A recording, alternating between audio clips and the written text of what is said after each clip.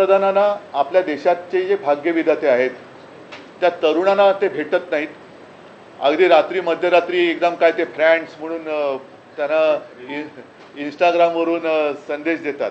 म्हणजे आता ही एक बघण्यासारखी गोष्ट आहे की कोरोनाच्या काळामध्ये जेव्हा मी फेसबुक लाईव्ह करत होतो तेव्हा मला जे उपदेश देत होते की फेसबुकवरून सरकार चालत नाही, आता इंस्टाग्रामवरून सरकार चालवण्याची वेळ आलेली आहे. एवढी यांची आता हालत खराब झालेली आहे. आणि मला नाही वाटत अशी, म्हणजे कदाचित ही खरं आहे की जे काँग्रेसला जमलं नाही गेल्या 60-65 वर्षात त्यावेळेला ते यांनी करून दाखवलं. कारण काँग्रेसने एवढ्या शिव्या त्यांच्या डोळ्या देखत कधीच खाल्ल्या नव्हत्या. तेवढ्या शिव्या आणि नालस्ती पंतप्रधान, माननीय पंतप्रधान आणि गृहमंत्र्यांच्या वाटेला आलेल्या आहेत. साहजिकच आहे, परत एकदा सांगतो की या तरुणांना भेटण्यासाठी यांच्याकडे वेळ नाही किंवा त्यांना कमीपणा वाटतो. मात्र जे गद्दार शिवसेना चोरून शहासेना ज्यांनी स्थापन केलेली आहे आणि स्वतःला जे शिवसेना म्हणून मिरवत आहेत ते गद्दार काल पंतप्रधानांना जाऊन भेटले. त्यांना भेटायला पंतप्रधानांकडे वेळ आहे. शहासेनेचे प्रमुख शहा काल मुंबईत होते. त्यांचं स्वागत त्यांनी ठेवलेल्या या गद्दारांनी केलं असेलच. मात्र हे गद्दार खासदार यांना भेटायला मोदींना वेळ आहे. मोदी त्यांना नुसते भेटलेच नाही तर मोदींनी जे काय त्यांना सांगितलं की जसं आपण म्हणतो की स्वामी समर्थांना आपण एक त्यांच्या चरणी लीन होतो, याचं कारण का की संकटाच्या वेळेला आपल्या पाठी कोणीतरी आहे. म्हणून स्वामी समर्थांचं जे वाक्य आहे की भिवू नकोस, मी आहे तुझ्या पाठीशी, तसं आता मोदी नवीन स्वामी झालेत की काय. म्हणजे देशात तरुणाई तर त्यांना यथेच्छ त्यांची निंदा नालस्ती करते, पण मोदी महाशय या गद्दारांना सांगतायत की भिवू नकोस, मी तुमच्या पाठीशी आहे. म्हणजे हे एक म्हणजे फार विचित्र आहे. आणि आता या गद्दारांना चिंता कसली आहे, कारण वॉशिंग मशीनमध्ये गेलेत, यांना आता यांच्यावरचे डाग तर धुतले गेलेत, मात्र गद्दारीचा डाग हा धुतला जात नाहीये. तो डाग धुणारं वॉशिंग मशीन अजून भाजपकडे आलेलं नाहीये. हे बाकीच्यांकडे फोटो आलेले आहेत. काल त्यांची भेट झाली. परत एकदा सांगतो की देशातले तरुण तिकडे त्यांच्या न्याय हक्कासाठी आंदोलन करताना त्यांच्यावरती लाट्या काठ्या गोळ्या चालवतात. त्यांना तुम्हाला भेटता येत नाही आणि बेशरमपणाने गद्दारांना नुसते भेटत नाही तर मी तुमच्या पाठीशी आहे हे सांगतायत. तर हे वाक्य त्यांनी तरुणांना सांगायला पाहिजे होतं की कशाला तुम्ही घाबरताय, मी तुमच्या पाठीशी आहे, काही काळजी करू नका, मी देशाचा पंतप्रधान आहे, मी तुमचा मोठा भाऊ म्हणा किंवा आजोबा म्हणा काय असेल ते किंवा फ्रेंड्स म्हणा आहे, तो तुम्ही भिवू नका, मी तुमच्या पाठीशी आहे.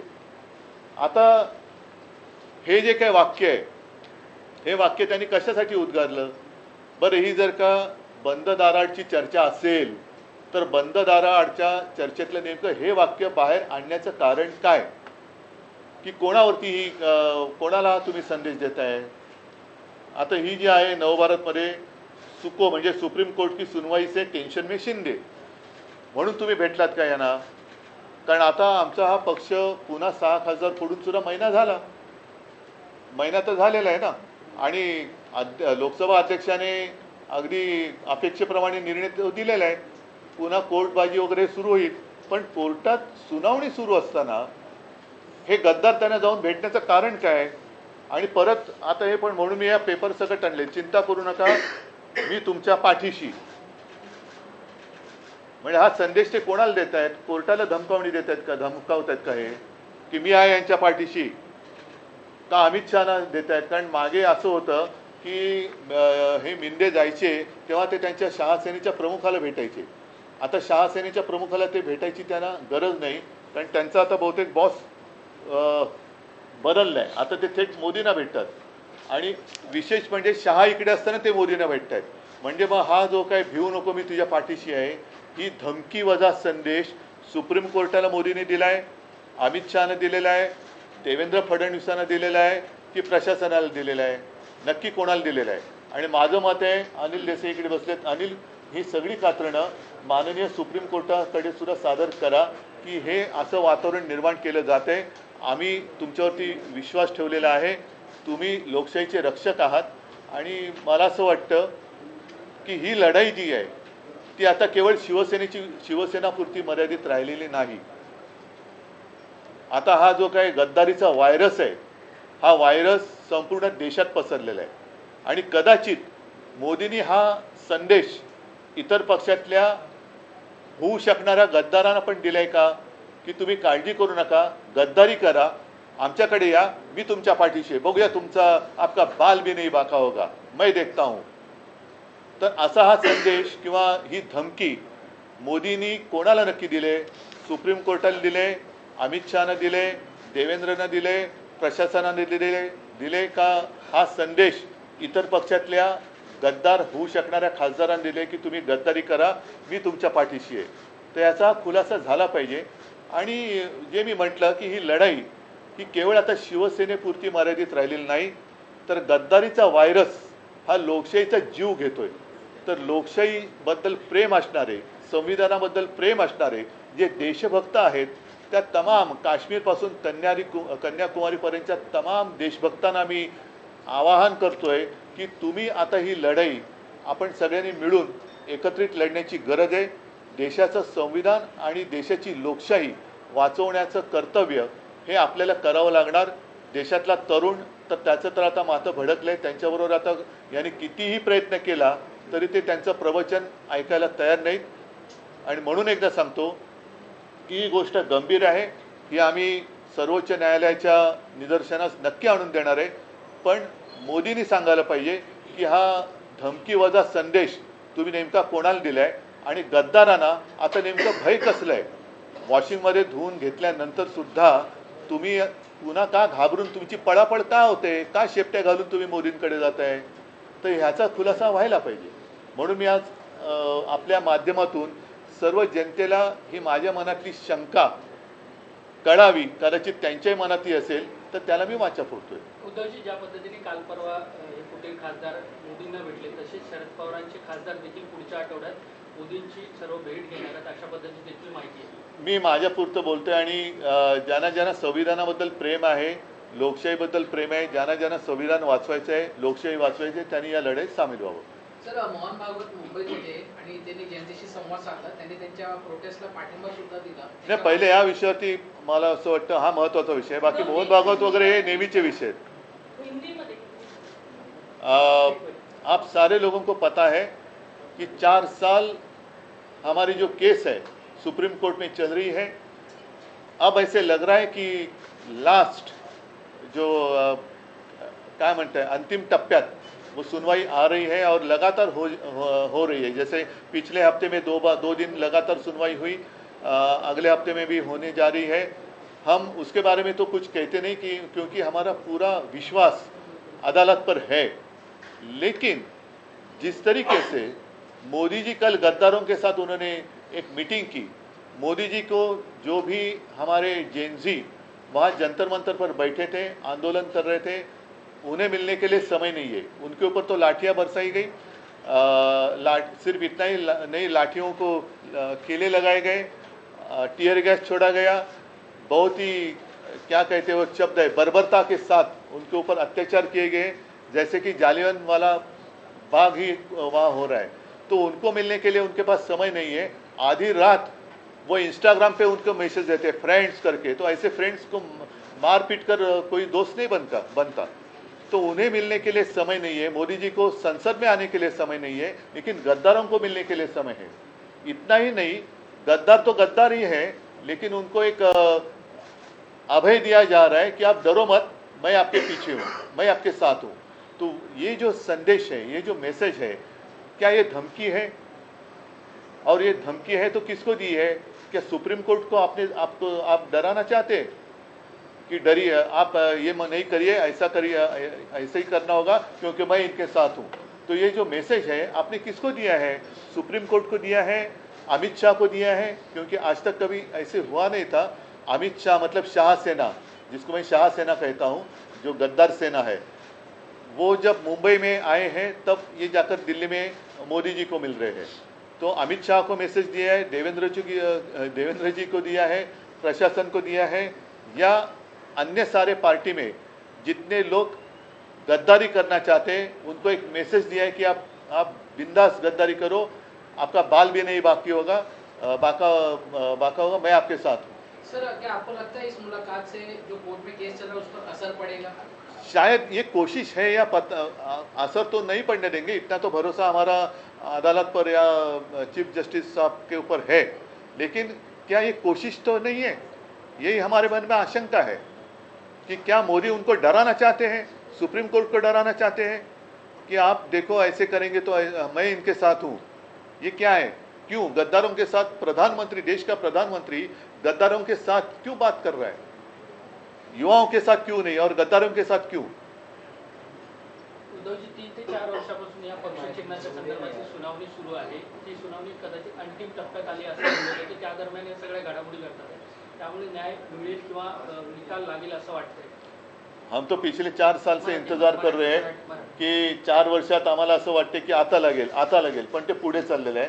आता मात्र ज्या पद्धतीने प्रश्नोत्तरं चाललेली आहेत, माननीय न्यायमूर्ती सुद्धा आमच्या वकिलांना प्रश्न विचारतात की जे प्रश्न निवडणूक आयोगाने विचारायला पाहिजे होते, आणि एक गोष्ट महत्त्वाची आहे की निवडणूक आयोगाने जे बिनधास्तपणाने सांगितलं की आमच्या पक्षाची घटना त्यांच्याकडे नाही, अरे नाही तर आमच्याकडे मागायची, आम्ही दिलेली होतीच, पण नाही म्हणून तुम्ही, याला काहीच अर्थ नाही आहे की घटना नाही म्हणून तुमचं, घटना आम्ही दिलेली होती, जर तुमच्याकडे घटना गहाळ झाली असेल तर आमच्याकडे मागा, आम्ही तुम्हाला पुन्हा घटना देऊ, पण घटना नाही म्हणून तुम्ही निकाल नाही बदलू शकत.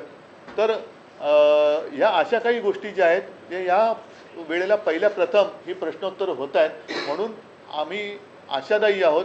आम्हाला कोणावरही अन्याय करून निकाल नको आहे, संविधानानुसार आम्हाला निकाल पाहिजे. जर संविधानानुसार पाहिलं तर हे गद्दार यांनी सरकार स्थापनच करू शकत नव्हते, अशी ही परिस्थिती आहे. तुम्ही पत्रकार परिषदेच्या वेळेस उल्लेख केला की कमी दाबाचा पट्टा निर्माण झाला आणि वादळापूर्वीची शांतता आहे, नक्की यातून तुम्हाला काय म्हणायचं? त्यातून असं आहे की देशात आता सगळे लोक बोलायला लागलेले आहेत, देशात सगळे लोक आता या मोदी सरकारविरुद्ध बोलायला लागलेले आहेत, कारण आता फसवणुकीचे दिवस गेले. आजचे दिन वाट बघता बघता अत्यंत वाईट दिवस यायला लागलेले आहेत, आणि हे याच्यासाठी लोकांनी सरकारला पाठिंबा नव्हता दिला. गद्दारी करून सरकार वाचवणं याच्यासाठी ज्यांनी कोणी मतं दिली त्यांनी मोदींना मतं नव्हती दिली. उद्धवजी एकीकडे मोहन भागवत तरुणांशी संवाद साधतात, दुसरीकडे मुंबई, पण तरुण ऐकायला तयार नाही आहेत. मोहनजी काल आले होते, तरुणांशी एक संवाद साधण्याचा त्यांनी एक केविलवाणा प्रयत्न जरूर केला, पण त्यातनं बाहेर पडलेल्या तरुणांची जी काही प्रतिक्रिया आहे ते कोणी ते ऐकायच्या मानसिकतेत नाही आहेत. त्यांचं म्हणणं की तुम्ही आत्ता काय करताय आणि प्रवचनं काय देत आहेत तुम्ही, हे सुधरत का नाही आहे, सरकार तुमचं आहे ना, सरकार तुमचं आहे, तुम्ही मेहनत करून आणलेलं सरकार आहे, हे सरकार असं वागताना तुम्ही गप्प का बसलात, का तिकडे जाऊन भेटला नाहीत लोकांना? आणि तिकडे आत्तासुद्धा अमित शहाचा राजीनामा मागितला जातोय.